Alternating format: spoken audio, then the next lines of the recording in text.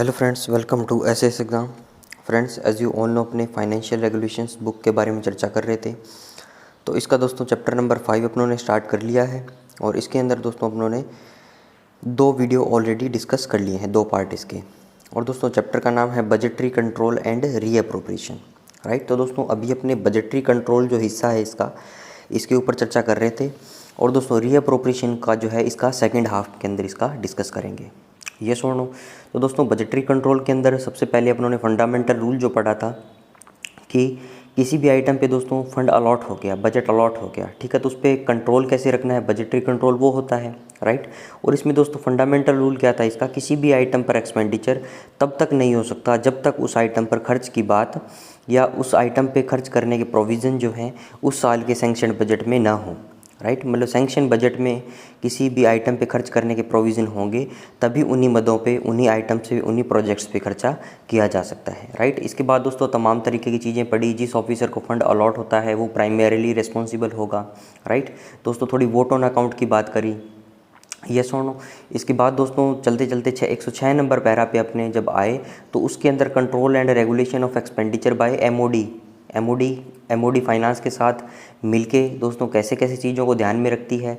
अगर कोई फंड कम पड़ेगा तो कैसे उसको एप्लीकेशन देनी है, एमओडी फाइनेंस से कैसे कम्युनिकेट करेंगे, ठीक है। तो वो सारी तमाम तरीके की चीज़ें अपनों ने पढ़ी, राइट। तो आज दोस्तों और पैरा नंबर 107 से में आगे पढ़ेंगे। और दोस्तों पैरा नंबर 107 जो है अप्रैल 2009 के प्रीवियस एसएस के एग्जामिनेशन में भी पूछा गया है, यस और नो।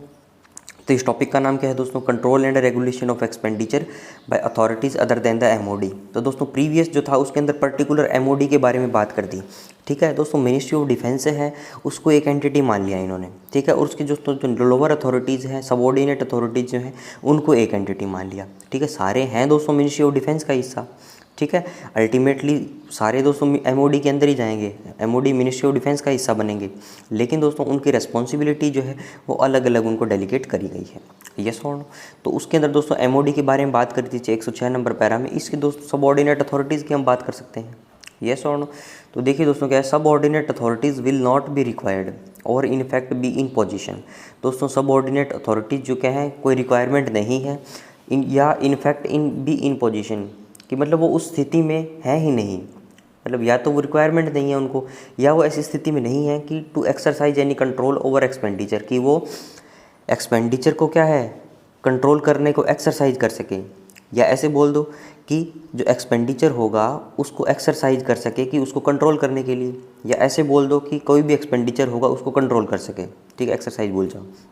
मतलब सबऑर्डिनेट अथॉरिटी जो है या तो उनको ज़रूरत नहीं है या वो इस स्थिति में है ही नहीं, उनके हालात ऐसे नहीं है कि वो एक्सपेंडिचर को कंट्रोल कर सके। कौन से एक्सपेंडिचर भैया, वो एक्सपेंडिचर दोस्तों विच रिप्रेजेंट्स ऑब्लिगेटरी चार्जेस। अब दोस्तों ऑब्लिगेटरी चार्जेस आ गया, मैंडेटरी चार्जेस आ गया तो मेरे दिमाग में घंटी बजती है और दोस्तों वो घंटी आपके दिमाग में भी बजेगी। And unavoidable commitments, right. कौन सी दोस्तों, is compiled under centrally controlled head. और दोस्तों सेंट्रली कंट्रोल हेड की जब भी बात आएगी, पेड अलाउंसेस होता आर्मड फोर्सेस के पर्सोनल के पेड अलाउंसेस हम उसकी बात करते हैं, ठीक है। वो क्या होते हैं दोस्तों, mandatory charges, obligated charges and accordingly no distribution of the budget provision for such expenditure is made for the purpose of budgetary control. इसी प्रकार से दोस्तों no distribution of the budget provision for such expenditure, मतलब उस प्रकार के जो खर्चे हैं, उस प्रकार के जो हेड्स के अंदर कंपाइलेशन है, उसका बजट प्रोविज़न के अंदर कोई भी डिस्ट्रीब्यूशन नहीं किया गया है कि उसके ऊपर कोई भी बजटरी कंट्रोल रखा जाए, राइट। और दोस्तों ऐसा क्यों हुआ है कि उन चीज़ों पे बजटरी कंट्रोल नहीं रखा गया है सेंट्रली कंट्रोल हेड के अंदर, क्योंकि दोस्तों ये ऑब्लिगेटरी और अनअवॉइडेबल कमिटमेंट्स से रिलेटेड क्या है चीज़ें हैं, ठीक है, पेड अलाउंसेस है। तो दोस्तों ये तो क्या है army navy air force, army naval air force की जितनी भी स्ट्रेंथ है उस पर डिपेंड करेगा, ठीक है। हमें पता है कि आज कितने एक्टिव सोल्जर्स हैं, कितनों को हमें पेंशन देनी है, ठीक है, तो कितने नए रिक्रूटमेंट है, तो ये सारी चीज़ें जो है आर्मड फोर्सेस हेडक्वार्टर करता है, ठीक है। वो दोस्तों सेंट्रली कंट्रोल हेड के अंदर ये पैसे कंपाइल होंगे, तो इनमें क्या बजटरी कंट्रोल रखेंगे, ऐसा तो नहीं है कि इसकी तनख्वाह काट देंगे। दोस्तों कंट्रोल का मतलब है, रेगुलेशन करने का मतलब एक्सपेंडिचर को उसमें कम ज़्यादा करना। आप दोस्तों किसी की सैलरी से, किसी के पेड अलाउंसेस तो कम ज़्यादा नहीं कर सकते, जितने उसको ऑथोराइज है, जितना उसको एंटरटेनमेंट है उतना ही मिलेगा, यस और नो। तो इसलिए दोस्तों उस पर क्या है बजटरी कंट्रोल बनाने की कोई ज़रूरत नहीं है, बजट का कोई कंट्रोल करने की ज़रूरत नहीं है, यस और नो। 108 देखिए, expenditure compilable under the LCH is in general susceptible to control against budget provision by various administrative and executive authorities subordinate to the government of India. और दोस्तों CCH में बता दिया, कोई ज़रूरत नहीं है। LCH में बता दिया कि दोस्तों LCH में तो हमने देखा था 2 से 6 नंबर पॉइंट जो देखे थे कि इंडस्ट्रियल पर्सन को पेमेंट करनी है, राइट, डिपोज में जो काम कर रहे हैं, कोई वर्क्स का एक्सपेंडिचर करना है, कैपिटल आउटले है। तो ये तमाम तरीके की चीज़ें दोस्तों ये फंड क्या है डेलीगेट कर दिया नीचे की ब्रांचेस तक, ठीक है। गवर्नमेंट ऑफ इंडिया दोस्तों, ministry of defence, armed forces के भी नीचे जो सबऑर्डिनेट अथॉरिटीज है, जो इंडिपेंडेंट एरिया कमांड लेवल पे, राइट, यूनिट लेवल पे जो कमांडर है दोस्तों, उनको क्या है ये बजट अलॉट कर दिया गया था। तो इन पे दोस्तों क्या है कि हमें बजटरी कंट्रोल रखना पड़ेगा, क्योंकि दोस्तों मान लो किसी पर्टिकुलर यूनिट को 10 लाख रुपए अलॉट कर दिया एज ए ग्रांट, राइट। दोस्तों इस 10 लाख पे क्या है, ये तो कम ज़्यादा हो सकती है। मान लो उसको 8 लाख की रिक्वायरमेंट थी, राइट, तो उसके अंदर 2 लाख उसकी सेविंग हो जाएगी। तो वो हमें देखना है कि 2 लाख वो वापस गवर्नमेंट को लैप्स कर रहा है या नहीं कर रहा, उसका क्या यूटिलाइजेशन है, राइट। या दोस्तों 10 लाख की डिमांड थी तो उसको 11 लाख का खर्चा आ रहा है, तो फिर एक और डिमांड देनी भी पड़ेगी, ठीक है, एक एप्लीकेशन देनी पड़ेगी, ठीक है। तो वो सारा प्रोसेस फॉलो होगा। तो जो नीचे के जो लोग हैं लोकली कंट्रोल हेड में जो कंपाइल होगी चीज़ें, उन पे क्या करना है, हमें बजटरी कंट्रोल रखना है, राइट। और this control is exercised as stated in the following rules. तो दोस्तों ये कंट्रोल कैसे कैसे करें, हम करेंगे, ये फॉलोइंग रूल्स के अंदर बताया गया है। आगे चलिए, आगे देखिए दोस्तों, आगे भी जो बजटरी कंट्रोल की रेस्पॉन्सिबिलिटीज़ हैं, एक्सपेंडिचर को वॉच करना है, ये सारी तमाम तरीके की चीज़ें जो है बताई गई हैं। तो फ्रेंड्स देखिए 109 नंबर पैरा में क्या बोला गया है, the ultimate responsibility for watching the progress of expenditure and for seeing that the expenditure does not exceed the corresponding budget allotment. दोस्तों जो अल्टीमेट रिस्पॉन्सिबिलिटी है किस चीज़ की भैया, वॉच करना है आपको, फॉर वॉचिंग किस चीज़ के, प्रोग्रेस ऑफ एक्सपेंडिचर कि मतलब प्रोग्रेस ऑफ एक्सपेंडिचर का मतलब क्या है, कितना एक्सपेंडिचर खर्च हो रहा है, राइट। एक बात तो ये हुई। दूसरी है for seeing that the expenditure does not exceed the corresponding budget allotment. और दोस्तों जितना बजट अलॉट हुआ है उसके कॉरस्पॉन्डिंग जो एक्सपेंडिचर हो रहा है वो ज़्यादा तो नहीं हो रहा, वो एक्सीड तो नहीं कर रहा। 100 रुपये अलॉट दोस्तों हुए थे तो कहीं 110 रुपया तो खर्च नहीं हो रहा, ठीक है।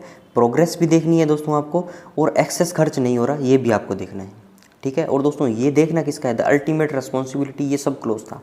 अब यहाँ से पढ़िए, द अल्टीमेट रिस्पॉन्सिबिलिटी किस बात की, इन चीज़ों की, rest on the senior officer. किस पे रेस्ट करती है friends, senior officer. Senior officer कौन से भैया, सीनियर ऑफिसर दोस्तों आर्मड फोर्सेस हेडक्वार्टर के या MOD के, within whose general administrative control the relative activities fall, जिनके क्या है कंट्रोल के अंदर है, राइट, उनके दोस्तों एडमिनिस्ट्रेटिव कंट्रोल में है ये सारी चीज़ें, ठीक है। एक्सपेंडिचर को वॉच करना, राइट, और दोस्तों ये देखना कि एक्सपेंडिचर जो है एक्सेस तो नहीं हो रहा बजट अलॉटमेंट से, राइट। किनके, सीनियर ऑफिसर जो है आर्मड फोर्सेस हेडक्वार्टर या MOD के अंदर। यस, इतनी समझ में आई दोस्तों। ये देखिए ब्लू पेन से। अब दोस्तों जो लाइनें हैं मैंने इसको इस तरह से डिज़ाइन किया है कि मतलब पैरा, एक ही पैरा के अंदर जो अलग अलग लाइन्स हैं वो अलग अलग पेन से लिखी है, ठीक है। ये दोस्तों ऐसे ही नहीं लिख दिया मैंने कि यहाँ पे मेरा मन किया ग्रीन से लिख दूँ, या मन किया मैंने ब्लू से लिख दूँ, राइट। ये चीज़ें अलग अलग दिखनी चाहिए, ठीक है दोस्तों। बुक के अंदर ये क्या एक ही लाइन, एक ही पैरा के अंदर बहुत सारी बिना सेमीकोलन, बिना फुल स्टॉप की चीज़ें लिखते हैं तो हम समझ नहीं पाते, ठीक है। यहाँ पे आपको एज इट इज़ समझ में आएगा कि हाँ बोलना क्या चाहता है। इतना पैरा ये ख़त्म हुआ, ये बोल दिया कि भैया एक्सपेंडिचर या एक तो प्रोग्रेस पे ध्यान रखो और दूसरा एक्सीड नहीं करना चाहिए। कौन, सीनियर ऑफिसर, कहाँ के, आर्मड फोर्सेस के, तो अलग अलग दिख रहा है मुझे। अगला देखिए दोस्तों, director of military training is responsible. दोस्तों जो मिलिट्री ट्रेनिंग होती है वो उसका डायरेक्टर जो है under deputy chief of the army staff, ठीक है। एक हुआ दोस्तों चीफ ऑफ आर्मी स्टाफ, एक हुआ deputy chief of army staff, ठीक है। उनके नीचे काम करते हैं ये वाले लोग, डायरेक्टर ऑफ मिलिट्री ट्रेनिंग। वो क्या है दोस्तों, रेस्पॉन्सिबल है for controlling expenditure of specialised training institute and schools. तो वो क्या है दोस्तों, जो स्कूल्स पे, ट्रेनिंग इंस्टीट्यूट्स पे जो खर्चा होगा उनको कंट्रोल करने के लिए क्या है, जिम्मेदार है, रेस्पॉन्सिबल है। कौन, director of military training, right. The DGOF under MOD for controlling that on various factory. और दोस्तों director general of ordnance factory जो है वो MOD के नीचे काम करते हैं और वो फैक्ट्री के ऊपर जो खर्चा होगा उन पे कंट्रोल करते हैं। यस और नो। तो ये दो बातें बोलती। देखिए the amounts provided for in the budget estimate under the locally control heads are allotted to commands and lower formations by these officers. तो दोस्तों जो ऊपर ऑफिसर्स दिए गए थे इनके द्वारा ही क्या किया जाता है, नीचे की जो यूनिट्स होती हैं, नीचे के जो लोकली कंट्रोल हेड में आपको पैसा देना है वो सारी कौन करता है, ये ऑफिसर अलॉट करते हैं। ठीक है, एकदम ईजी बात है। नेक्स्ट चलिए आगे देखिए दोस्तों, soon after the demands for grants are presented to the parliament. जैसे ही दोस्तों क्या है, पार्लियामेंट के अंदर क्या है, डिमांड फॉर ग्रांट जो है क्या प्रेजेंट कर दी जाएगी। ठीक है, नंबर एक बात, the authorities at armed forces headquarter and other central controlling authorities will notify to lower formations. अब देखिए एक चीज़ ध्यान रखना है दोस्तों, ये सेंट्रल कंट्रोलिंग अथॉरिटीज़ जो है ये शब्द बहुत आएगा। ठीक है, सेंट्रल कंट्रोलिंग अथॉरिटीज़ कौन होती है दोस्तों, जो एक्सपेंडिचर हो रहा है उस पर ध्यान रखती है, उस पर वॉच रखती है, उनको क्या सेंट्रल कंट्रोलिंग अथॉरिटी बोलते हैं, जो क्या है पैसे को कंट्रोल करती है। राइट, तो दोस्तों शुरुआती टाइम पे अपनों ने जो डेफिनेशन हिस्सा जो पढ़ा था इस चैप्टर का, उसके अंदर भी क्या है हमने कंट्रोलिंग अथॉरिटीज़ के बारे में बात किया था, कंट्रोलिंग ऑफिसर्स के बारे में करा था। ठीक है, वो क्या करते हैं दोस्तों, कंट्रोल करते हैं प्रोग्रेस ऑफ एक्सपेंडिचर को जो किसी भी अप्रोप्रिएशन के अंदर हुआ हो, येस और नो, तो वो चीज़ हो गई। तो देखिए दोबारा पढ़िए दोस्तों, the soon after the demands for grants are presented in the parliament. जैसे ही पार्लियामेंट के अंदर डिमांड फॉर ग्रांट पेश कर दी जाएगी, अथॉरिटीज़ कौन सी, एक तो आर्मड फोर्सेस हेडक्वार्टर की, और दूसरा दोस्तों other central controlling authorities will notify to lower formation. तो वो क्या करेंगे दोस्तों, लोअर फॉर्मेशन को नोटिफाई कर देंगे कि भैया हमने डिमांड फॉर ग्रांट प्लेस कर दी। ठीक है, पहला काम हो गया। The allotments under the various locally control heads, क्या नोटिफाई करेंगे दोस्तों लोअर फॉर्मेशन को, कि जितना अलॉटमेंट लोकली कंट्रोल हेड्स के अंदर है, क्योंकि दोस्तों सेंट्रली कंट्रोल हेड का तो कोई लफड़ा ही नहीं है। ठीक है, वो तो जो सेंट्रल कंट्रोलिंग अथॉरिटीज़ जो है आर्मड फोर्सेस हेडक्वार्टर के अंदर वो उनको संभाल लेगी। ठीक है, बजटरी कंट्रोल करने की ज़रूरत नहीं है, लेकिन दोस्तों लोकली कंट्रोल हेड के अंदर जो पैसा है उसको क्या है नोटिफाई कर दिया जाएगा। राइट, एक नंबर बात। अब देखिए दोस्तों नेक्स्ट पैरा में, अब ये आप अलग अलग दिखेगा, अलग अलग पेन से है, तो देखिए दीज अलॉटमेंट्स, कौन से अलॉटमेंट, जो LCH के अंदर हुए हैं। ठीक है, will be treated as provisional. दोस्तों जो उनको बता तो दिया भैया नीचे वाली अथॉरिटीज़ को, लोअर फॉर्मेशन को, कि हाँ अलॉटमेंट हो गया, मतलब कि डिमांड फॉर ग्रांट पेश कर दी। राइट, तो उसके अंदर क्या है, और डिमांड फॉर ग्रांट जो पेश करी है तो वो कौन कौन से हेड के अंदर कौन कौन सी ग्रांट्स का हमने पैसा अलॉट किया है वो सारी डिटेल तुमको दे दी। ठीक है, तो दोस्तों डिटेल उनको दी है, जो अलॉटमेंट दिया है। Right, will be treated as provisional, वो दोस्तों एक प्रकार से क्या है प्रोविजनल है। प्रोविजनल का मतलब क्या है, पक्का काम अभी नहीं है। ठीक है, प्रोविजनल पेमेंट क्या होती है दोस्तों, प्रोविजनल पेमेंट वही तो होती है कि पक्का काम नहीं है, एक बार आपको दे दी जाती है आपकी सहूलियत के लिए। Right, and no expenditure against them can be incurred until the demand for grant are voted by the parliament and the connected appropriation bills are assented to by the president. बहुत ईजी बात है, पहले बोल दिया provisional है, और कब तक प्रोविजनल है, जब तक डिमांड फॉर ग्रांट पे वोटिंग नहीं हो जाती पार्लियामेंट की, और उनका कनेक्टेड अप्रोप्रिएशन बिल जो है उस पर प्रेसिडेंट साहब के साइन ना हो जाते, तब तक क्या है प्रोविजनल रहेगा।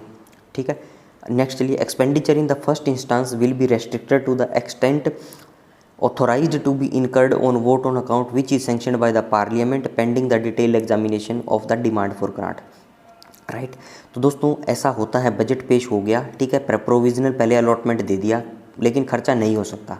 ठीक है, राइट, इसके बाद दोस्तों क्या है, 1 अप्रैल से आगे जो मैंडेटरी खर्चे हैं उनको चलाने के लिए बजट का अलॉटमेंट क्या है 1/6 हिस्सा जो है वोट ऑन अकाउंट के रूप में क्या है दे दिया जाता है। राइट, तो वो क्या हो गया दोस्तों, उसको रेस्ट्रिक्ट किया जाता है, या क्या ना, expenditure in the first instance will be restricted. कितना रेस्ट्रिक्ट किया जाता है, जितना वोट ऑन अकाउंट के अंदर ऑथराइज करेंगे। राइट, इसके बाद दोस्तों क्या, pending the detail examination of the demand for grant. इसके बाद दोस्तों क्या धीरे धीरे क्या है, डिमांड फॉर ग्रांट पे क्या करता रहते हैं वो, उस पर डिटेल्ड एग्जामिनेशन चलता रहता है। राइट, पहले 1/6 हिस्सा दे दिया, मैंडेटरी खर्चे करो, बाद में क्या है प्रॉपर तरीके से बजट पास हो जाएगा। Intimation regarding the vote on account and the president sent to the appropriation bill will be sent to lower formations by the central controlling authorities।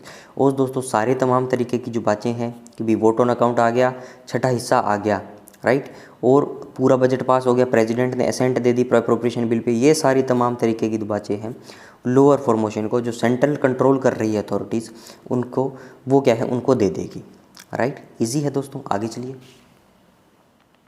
Next देखिए दोस्तों, द प्रोविजनल पेम अलॉटमेंट। दोस्तों जो शुरू में provisional allotment हुआ था, जो central controlling authorities जो हैं उन्होंने क्या किया था, लोअर फॉर्मेशन को क्या ये चीज़ें बताई थी, राइट। तो जो प्रोविजनल अलॉटमेंट है विल बी कन्फर्म्ड, वो कन्फर्म कब हो जाएगा? Soon after the demand for grant are finally voted by the parliament and the connected appropriation will ascended to the president. ठीक है, एक सेम बात बोल दी, पार्लियामेंट वोटिंग कर देगी, प्रेसिडेंट के सिग्नेचर हो जाएंगे तो प्रोविजनल पेमेंट कन्फर्म पेमेंट में बदल जाएगी।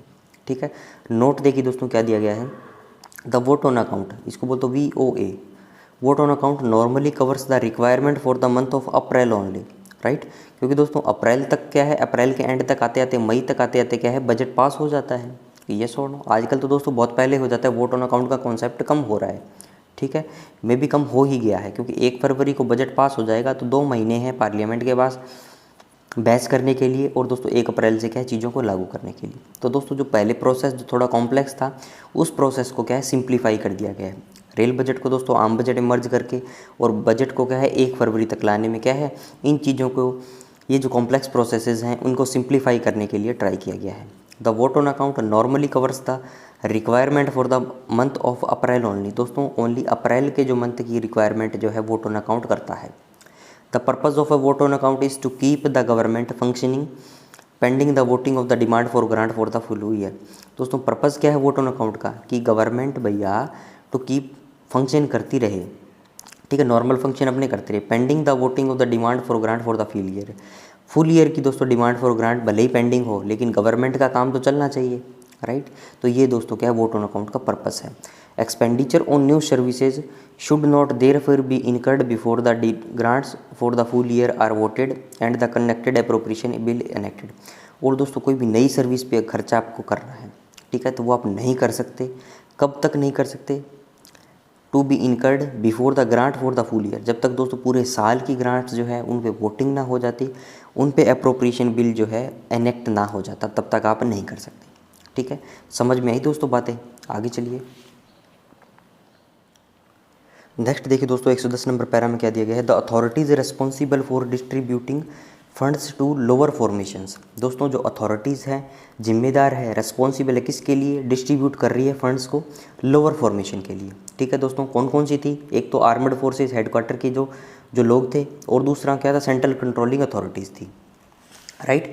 वो सबसे पहले दोस्तों क्या करेंगे, it will in the first instance keep back a certain amount as a reserve. Initially दोस्तों क्या करेंगे, वो एक कुछ हिस्सा, सर्टेन अमाउंट है बजट का amount, as a reserve to meet any unforeseen call from the formation, उसको क्या है दोस्तों एज ए रिज़र्व के रूप में रख लेंगे। ठीक है, एज ए सिक्योरिटी के रूप में रख लेंगे कि मान लो कोई यूनिट या फॉर्मेशन से कोई अनफोर्सिन कॉल आ जाए, ठीक है दोस्तों, कोई भी ऑपरेशंस पे खर्चा आ जाए मान लो, ठीक है, कोई और किसी भी प्रकार के दोस्तों अनफोर्सिन यानी जिसका हमें पता नहीं है, राइट, ऐसा कोई खर्चा आ जाए, मैंडेटरी खर्चा आ जाए, तो क्या है एक फिक्स अमाउंट क्या है रिजर्व के रूप में रख लेंगे। But the actual amount so withheld initially in each particular case will be settled by the armed forces headquarter controlling officer in consultation with the MOD finance, right. तो दोस्तों जितनी अमाउंट वो रखेंगे, राइट, किसी भी पर्टिकुलर केस के अंदर वो क्या सेटल डाउन होगी MOD फाइनेंस की कंसल्टेशन से, right. It is left to authorities at lower stage in the chain of control to decide whether they in their turn should keep a portion of the allotments as an undistributed reserve at their disposal। और दोस्तों एक तो बोल दिया कि जो central authorities जो हैं वो क्या है उनको रख सकते हैं रिजर्व में अमाउंट। दूसरा दोस्तों क्या जो नीचे की अथॉरिटीज़ जो हैं, मान लो उन्होंने जिनको पैसा अलॉट किया है, फंड अलॉट किया है, वो भी क्या है अपने डिस्क्रिप्शन के हिसाब से कुछ पोर्शन जो हिस्सा है अलॉटमेंट्स का वो भी एज ए रिजर्व रख सकते हैं, राइट, ताकि उनके सबऑर्डिनेट अथॉरिटी सबऑर्डिनेट फॉर्मेशंस अगर किसी पैसे की डिमांड करे तो वो भी क्या है उनको पैसा दे सके, राइट। 111 नंबर देखिए दोस्तों, all communications of initial allotments, सारी दोस्तों कम्युनिकेशंस हैं किसकी, इनिशियल अलॉटमेंट्स की, will issue with the concurrence of the MOD finance. तो दोस्तों जितने भी पत्राचार होंगे, सामान्य पत्राचार होंगे, जितने भी कम्युनिकेशन होंगे इनिशियल अलॉटमेंट के, will issue with the concurrence of the MOD finance, उन सबको क्या है दोस्तों MOD फाइनेंस की कनकरेंस से ही इशू करना है, नंबर 1 बात। दूसरा है दोस्तों copies of communications will be endorsed to the accounts and audit officers concern. और दोस्तों बजट की जितनी भी कॉपी है, कम्युनिकेशंस की जितनी भी कॉपी है, अकाउंट्स और ऑडिट ऑफिसर्स कंसर्न को क्या है देनी पड़ेगी, ठीक है, नंबर 2 बात। तीसरा देखिए दोस्तों, सब अलॉटमेंट्स बाय कमांड और formation headquarter will also be notified to the officer. और दोस्तों जितना भी सब अलॉटमेंट किया है किसी भी कमांड को, किसी भी फॉर्मेशन को, किसी यूनिट कंसर्न को, ब्रिगेड को, राइट, डिव को, कोर को, ठीक है, तो वो सारी चीज़ दोस्तों जितने भी अलॉटमेंट है, बजट अलॉटमेंट की जो चीज़ें हैं, जो फंड अलॉटमेंट की है, ये सारी ऑडिट और अकाउंट्स ऑफिसर्स को देनी पड़ेगी, राइट। तो देखा था दोस्तों हमने अकाउंट कोड के अंदर भी बातें पढ़ी थी कि जो पहले बजट पास हो जाता है तो उसकी एक कॉपी जो है हमारे PCD के पास जो है, हमारे रीजनल कंट्रोलर्स के पास है, उनके पास भी एक बजट अलॉटमेंट की कॉपी दी जाती है, राइट, ताकि दोस्तों उनसे क्या है वो मैच कर सकें। जब भी कोई फंड, कोई भी एक्सपेंडिचर होता है उसको क्लेम किया जाता है तो क्या है, हमारे main office PCD regional controllers के ऑडिट अकाउंट्स ऑफिसर जो हैं उनकी जाँच कर सकें। यस और नो। आगे चलिए फ्रेंड्स। नेक्स्ट देखिए दोस्तों 112 नंबर पैरा अपने पढ़ेंगे, ये है वॉचिंग एक्सपेंडिचर अगेंस्ट अलॉटमेंट। दोस्तों अलॉटमेंट हो गया, उसके अगेंस्ट में मतलब उसको क्या है, एक्सपेंडिचर को वॉच करना है, ठीक है। अलॉटमेंट हो गया दोस्तों, फिर जो एक्सपेंडिचर होगा उसको वॉच करना है, वो किसकी रिस्पॉन्सिबिलिटी है, वो सारी तमाम तरीके की बातें जो है इसके अंदर बताई गई है।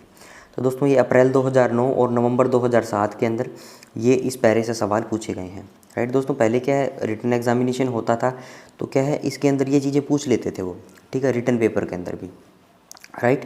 तो देखिए, it is the responsibility of the authorities to whom the allotments are made to watch the progress of expenditure and to see that the expenditure does not exceed the allotments. दोस्तों रिस्पॉन्सिबिलिटी है किन authorities की, जिनको allotments मिला है, ठीक है, क्या करना है दोस्तों, उनको वॉच करना है प्रोग्रेस ऑफ एक्सपेंडिचर। मतलब 100 रुपये हुए थे, 10 खर्च हो गए, 20 खर्च हो गए, ये होता है दोस्तों प्रोग्रेस ऑफ एक्सपेंडिचर, ठीक है। And to see that the expenditure does not exceed the allotment, ठीक है। 100 रुपया खर्च हो गया तो दोस्तों 110 खर्च नहीं करना है, ठीक है। दो बातें होगी, एक तो हो गया प्रोग्रेस एक्सपेंडिचर, पहले 10 रुपये खर्च किए 90 बच गए, 10 रुपये खर्च किए 80 बच गए, 20 रुपये खर्च किए 60 बच गए, ठीक है, ये चीज़ें भी तो देखनी है। और दूसरा दोस्तों 100 के 110 भी खर्च ना हो जाएं ये करते करते, वो चीज़ें भी उनको देखनी है। किन को देखनी है, जिनको अलॉटमेंट मिला है, नंबर 1 बात। दूसरा देखिए दोस्तों, in order to help the controlling authorities to exercise proper control over expenditure against allotment. और दोस्तों हेल्प करना है किनको, कंट्रोलिंग अथॉरिटीज़ को, ताकि वो क्या कर सके, प्रॉपर कंट्रोल ला सके एक्सपेंडिचर पे, जितना अलॉटमेंट हुआ है उसके अगेंस्ट में, राइट। तो क्या करते हैं दोस्तों PCD the PCD will render to the allottees monthly statement. दोस्तों PCD क्या है, अलॉटीज़ को क्या है, मंथली स्टेटमेंट देते हैं, showing the serial number of the claims admitted in audit and the amounts debited against that allotment by the 25th of the month following that to which they relate. तो दोस्तों PCD क्या है, monthly statement बनाते हैं, ठीक है। और दोस्तों सारे क्लेम्स जो है सीरियल नंबर में लिख के, ठीक है, जितने ऑडिट के अंदर आए हैं और कितना अमाउंट उनके अगेंस्ट में क्या है जो पास गया है, जितना एक्सपेंडिचर हुआ है, ठीक है। तो दोस्तों हर महीने की 25 तारीख को क्या है वो रिपोर्ट क्या है रेंडर करते हैं, राइट। जिनको किसको करते हैं दोस्तों, अलॉटीज़ को, जिन्होंने फंड अलॉट किया है, राइट। तभी तो वो देखेंगे दोस्तों कि भैया कितना खर्च अलॉट हुआ था और कितना खर्च हो रहा है। Bills sent to the PCD for payment और adjustment against a particular allotment should be serially numbered for easy reference. और दोस्तों PCD के बाद जो भी बिल आता है किसी भी आर्मी यूनिट फॉर्मेशन से, किसी से भी, तो वो क्या है सीरियली नंबर करते हैं उनको, ठीक है, 1 2 3 4, ताकि एडजस्टमेंट करते टाइम, पेमेंट करते टाइम दोस्तों उनको क्या है एक पर्टिकुलर की नोट कर ली जाए। और दोस्तों जब रिपोर्ट रेंडर करेंगे तो वो सारे डेटा जो है उसके अंदर भी इंक्लूड कर सकें। येस और no. Controlling officer will also arrange to be furnished by spending officers with periodical report showing actual expenditure against allotment for the control of which they are responsible. दोस्तों controlling officer क्या करते हैं, arrange करते हैं, क्या arrange करेंगे कि उनको फर्निश कर दी जाए, क्या दोस्तों रिपोर्ट फर्निश कर दी जाए, किन के द्वारा, स्पेंडिंग ऑफिसर के द्वारा, ठीक है। वो भी कौन से दोस्तों, पीरियोडिकल रिपोर्ट, जो समय समय पर। और दोस्तों उन पीरियोडिकल रिपोर्ट्स के अंदर क्या हो गया कि जो एक्चुअल एक्सपेंडिचर होगा उसकी डिटेल्स होगी, राइट, कितना उनको अलॉटमेंट हुआ था और कितना उनको उन्होंने खर्च कर दिया, तो वो क्या है उनके पास रिपोर्ट होगी। और दोस्तों for the control of which they are responsible, कौन, कंट्रोलिंग ऑफिसर जो है कंट्रोल करने के लिए रिस्पॉन्सिबल है, राइट। तो दोस्तों 2 चीज़ें हैं, पहला तो हो गया कंट्रोलिंग ऑफिसर, ठीक है, एक तो दोस्तों PCD हो गया यहाँ पे PCD, एक हो गया दोस्तों आर्मी के साइड के लोग मान लो, ठीक है। मैं दोस्तों आर्मी का एग्जांपल लूँगा, राइट। आर्मी के लोग मान लो, नेवल एयरफोर्स के मान सकते हो आप यहाँ पे, ठीक है। PCD हो गया, एक हो गया आर्मी नेवी एयरफोर्स। दोस्तों कंट्रोलिंग अथॉरिटीज़ जो हैं जिन्होंने फंड को अलॉटमेंट दिया है इनको मान लो, ठीक है, ये अलॉटीज़ हैं, राइट। तो एक तो दोस्तों आर्मी नेवी एयरफोर्स के लोग जो हैं इनको पीरियोडिकल रिपोर्ट्स रेंडर करते रहेंगे। एक दोस्तों क्या है पीसीडी सीडीए भी इनको क्या रिपोर्ट रेंडर करते रहेंगे। तो ये दोस्तों इसके बाद 2 डेटा आ गए, कितना इन्होंने क्लेम किया, कितना पास हुआ, कितना इन्होंने अलॉट किया, कितना एक्सपेंडिचर हुआ। तो इस चीज़ पे क्या ये वॉच रखा जा सकता है, राइट, येस और नो। तो ये पूरी कहानी इसके अंदर दी गई थी। आगे चलिए फ्रेंड्स, नेक्स्ट देखिए दोस्तों, these figures of expenditure collected departmentally will be reconciled with those intimated by the PCDCD. ठीक है, तो वो सेम बात बोल दी दोस्तों, कंट्रोलिंग अथॉरिटीज़ के पास क्या, एक तो पीसीडीसीडी के पास से डेटा आ जाएगा, दूसरा दोस्तों इनके डिपार्टमेंट जितने भी हैं उनसे डेटा आ जाएगा। तो क्या है ये कंपाइल कर लेंगे इनको, राइट। 113 नंबर देखिए friends, to enable the administrative branches of the armed forces headquarter and the MOD finance to watch the progress of expenditure against allotment. ठीक है दोस्तों, एडमिनिस्ट्रेटिव ब्रांचेस है आर्मड फोर्सेस हेडक्वार्टर की और एमओडी फाइनेंस की। ठीक है, वो क्या है एक्सपेंडिचर को वॉच करना चाहते हैं, उनकी प्रोग्रेस को। तो कैसे कर सकते हैं वो बात बोली गई है। The officer incharge EDP centre CGDA new Delhi. दोस्तों जो ऑफिसर इंचार्ज होगा ईडीपी सेंटर का, ईडीपी सेंटर क्या होता है दोस्तों, हमारे जो पीसीडीसीडी ऑफिसेस हैं वहाँ पे जो ईडीपी सेंटर होता है, electronic data processing centre, right, जो क्या चीज़ों को कंपाइल करते हैं। सीजीडीए न्यू दिल्ली के अंदर जो है will furnish to them relevant extract of compiled actuals from the printed all India compilation for service head in the 3rd week after the end of the month to which the actuals relate। ठीक है, तो क्या करते हैं दोस्तों, EDP centre जो है CGD new Delhi का, वो क्या करेंगे, relevant extract of compiled actuals, जो डेटा उन्होंने कंपाइल किया है, right, all India compilation system से। ठीक है, किसी भी सर्विस हेड के अंदर कितना खर्चा हुआ है, राइट, तो वो क्या करेंगे 3रे वीक में, after the end of the month to which the actuals relate. दोस्तों जिस मंथ के डेटा हैं उसके नेक्स्ट मंथ के 3रे वीक में, heads in the 3rd week after the end of the month to which the actuals relate. ठीक है, वो क्या है रिपोर्ट्स उनको दे देंगे, ताकि क्या है एडमिनिस्ट्रेटिव ब्रांचेज जो है आर्मड फोर्सेस हेडक्वार्टर की और एमओडी फाइनेंस की, दोस्तों एमओडी फाइनेंस जो है वो एक्सपेंडिचर पे वॉच कर सके, राइट। तो ये हुआ दोस्तों 113 नंबर पैरा तक कंप्लीट अपना। आगे दोस्तों 114 नंबर पैरा जो है अपने नेक्स्ट वीडियो के अंदर डिस्कस करेंगे, राइट। आज का वीडियो दोस्तों यही रैप अप करते हैं। वीडियो को लाइक करें और फ्रेंड्स कमेंट जरूर से कर दिया करो 2-4, ताकि मुझे मोटिवेशन मिलता रहे और मेहनत करने के लिए, आपके लिए और अच्छे अच्छे वीडियोज़ बनाने के लिए। Thanks for watching, have a nice day.